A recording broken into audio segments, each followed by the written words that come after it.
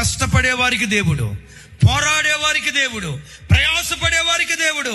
నేను ఇక్కడ సేవలో కూర్చొని, ఇంట్లో కూర్చొని 3 పూట్ల కడుపు నిండా భోజనం చేసి దేవా నన్ను ఆశీర్వదించు అని అంటే రే ముందు నిన్ను దించుతారా?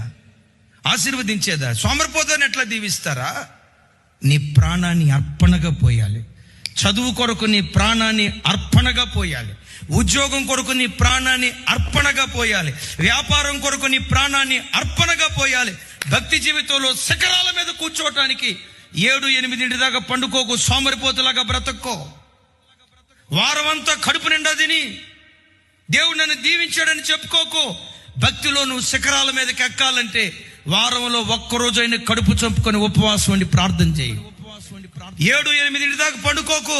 4-4:30కి లేచి నిద్ర చంపుకొని నీ ప్రాణాన్ని అర్పణగా పోయి శిఖరాల మీద కూర్చోవటానికి దేవుడు కృప చూపిస్తాడు. విజయాలు ఎవ్వడికి ఊరకే రావు.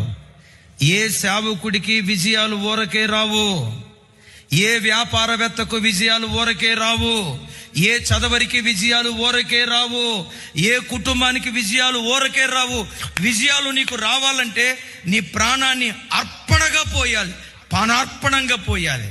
నీ ప్రాణాన్ని పెట్టుబడిగా పెడితే, నేను ఎప్పుడు చెప్తా కదా, శ్రమ నీ ఆయుధమైతే విజయం నీకు బానిసగా